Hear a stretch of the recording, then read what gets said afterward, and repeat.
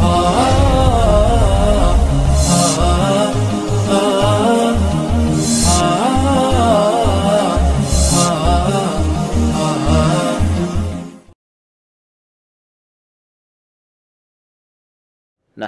ونصلي على رسوله الكريم أما بعد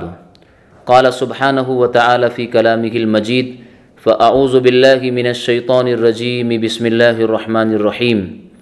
إنا أعطيناك الكوثر فصل لربك وانحر إن شانئك هو الأبتر صدق الله العظيم. وعن أنس رضي الله تعالى عنه قال أن رسول الله صلى الله عليه وسلم كان ينحر قبل أن يصلي فأمر أن يصلي ثم ينحر أو كما قال عليه الصلاة والسلام. گرامی قدر حاضرین، اہل اسلام کے لیے اللہ رب العزت کی طرف سے 2 دن خوشی کے مقرر کیے گئے ہیں. پہلا دن ہے عید الفطر جو 1 شوال کو منائی جاتی ہے، اور دوسرا دن عید قرباں ہے جو 10 ذی الحجہ کو منایا جاتا ہے. ان دونوں موقع پر ہماری شریعت نے اور اللہ رب العزت نے 2 عظیم الشان عبادتیں ہمارے لیے مقرر کی ہے.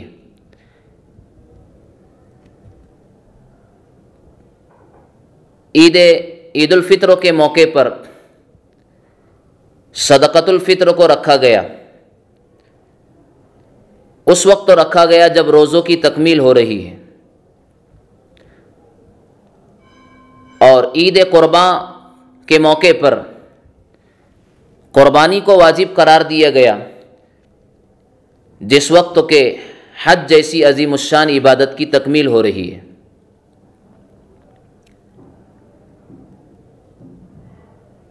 تاکہ اللہ کی طرف سے جن عظیم الشان عبادتوں کی توفیق ہمیں میسر آئی ہے، عملی طور پر ہماری جانب سے اس کا شکریہ ادا کیا جا سکے. آج کی اس گفتگو میں ہم قربانی کی فضیلت اور قربانی کی حقیقت کو جاننے کی کوشش کریں گے. جیسا کہ آپ جانتے ہیں، سورۃ الکوثر میں اللہ رب العزت نے اپنے حبیب صلی اللہ علیہ وسلم کو قربانی کا حکم دیا. انا اعطیناک الکوثر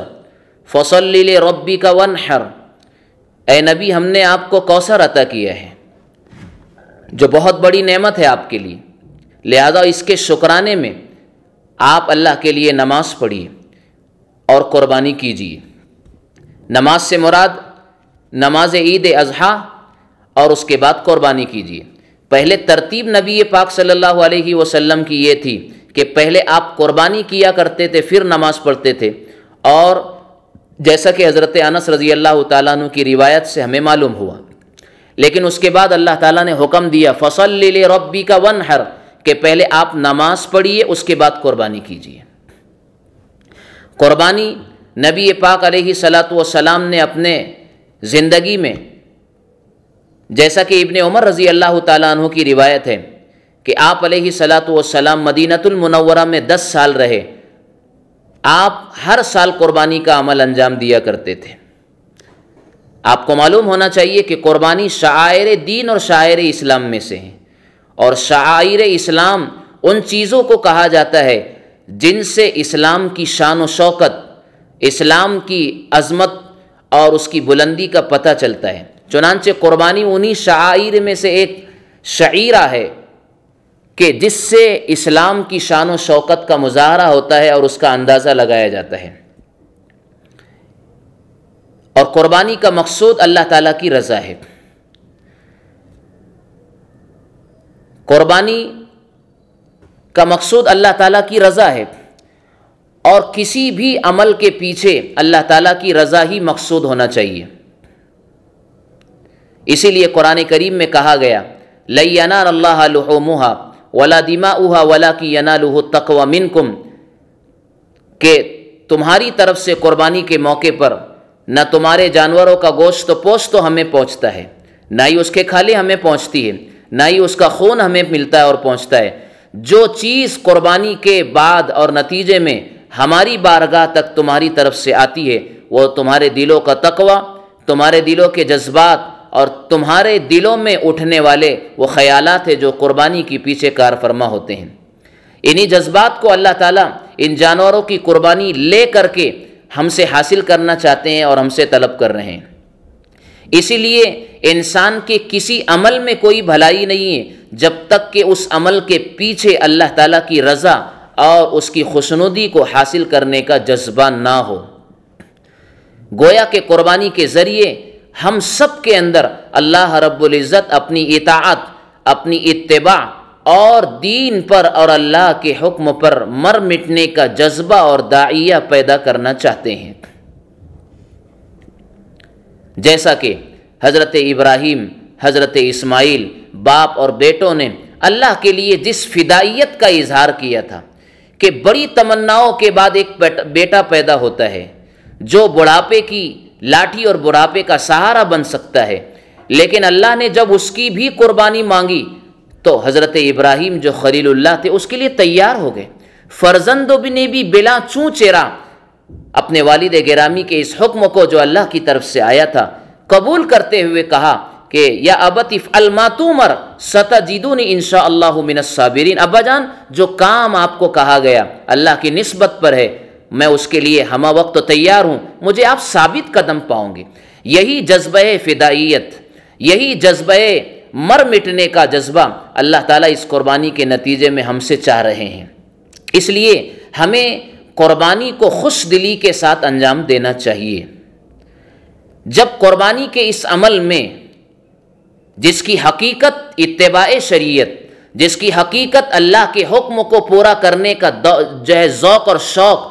جب قربانی کی اس حیثیت کو اور اس کی اس حقیقت کو جب ہم ہر عمل میں پیش نظر اور مد نظر رکھیں گے تو پھر ہماری یہ قربانی جانور کو خریدنے سے لے کر کے ذبح کرنے کے وقت، اسے پالنے اور سنبھالنے کے وقت اور ذبح ہو جانے کے بعد اس کے گوشت کو تقسیم کرنا، یہ سارے مراحل جو قربانی کے عمل میں درکار ہوتے ہیں اور اس کے لوازمات میں سے ہمیں ہر وقت اللہ تعالیٰ کی حضوری اور اللہ تعالیٰ کو راضی کرنے کا جذبہ ہمارے دلوں میں کار فرما رہے گا۔ آج ہمارے دور میں کسی بھی عمل کے پیچھے اللہ کی مخلوق کو اور غیر اللہ کو خوش کرنے کا جو داعیہ اور جذبہ ہمارے دلوں میں ہوتا ہے، یہ ہمارے عمل کو رائے گا اور اس کے ثواب کو ختم کر دیتا ہے۔ یہاں تک کہ حج جو زندگی میں ایک مرتبہ ہمارے لیے ضروری قرار دیا گیا ہے صاحب استطاعت پر، ہماری بد نصیبی اور کم ظرفی کی وجہ سے ہم غیر اللہ کو دکھانے اور ریاکاری کے جذبات سے سرشار ہو کر جب اس عمل کے لیے نکلتے ہیں اور اختتام اس عمل کا جب ہوتا ہے تو ہم ثواب سے محروم ہوتے ہیں۔ اس لیے ہم حج کو بھی ہمارے جذبات کی بھیٹ چڑھا کر کے اپنے آپ کو اس عظیم الشان عمل کے ثواب سے محروم کر لیتے ہیں۔ کہیں ایسا نہ ہو کہ ہم قربانی جیسے عظیم الشان عمل کو جو اللہ کی راہ میں کے لیے کیا جاتا ہے، ہم اس کو اپنے جذبات کے لیے، غیر اللہ کو دکھلانے کے لیے اور ریاکاری کے جذبات کی وجہ سے ہم اس کے ثواب سے محروم ہو جائیں۔ اس لیے اپنے ہر عمل کے لیے ہمارے دلوں میں اللہ تعالیٰ کے لیے اس عمل کو انجام دینے کا داعیہ اور جذبہ ہونا چاہیے۔ قربانی کا ایک عمل بھی جو ہمارے سامنے بالکل قریب آ رہا ہے، اس کے لیے ہم اپنے دل و جان سے تیار رہیں گے، اس لیے کہ قربانی جو ہے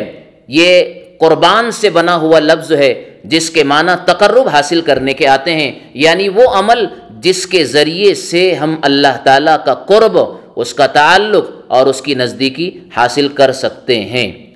اور یہی جذبے سے ہمیں قربانی بھی کرنا چاہیے، اور یہ جذبہ اور خیال دل میں ہمارے ضرور ہونا چاہیے کہ آج اللہ رب العزت نے ہم سے ایک جانور کی قربانی طلب کی ہے،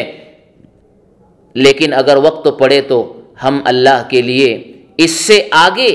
اپنے جذبات، اپنی محبوبات اور اپنی پسندیدہ چیزوں کی قربانی دینے کے لیے بھی تیار رہیں گے، اس لیے کہ ہم اللہ تعالیٰ کے غلام ہیں اور دین سراسر اتباع شریعت اور اللہ کے حکم کی تعمیل کا نام ہے کسی عمل میں ذاتی طور پر کوئی حقیقت اور کوئی خیر نہیں ہے جب تک کہ اس عمل کے پیچھے اللہ تعالیٰ کی خوشنودی کو اور اس کی رضا کو اور اس کے حکم کی تعمیل کا جذبہ کار فرما نہ ہو۔ جیسے کہ روزے کے اندر صبح صادق جب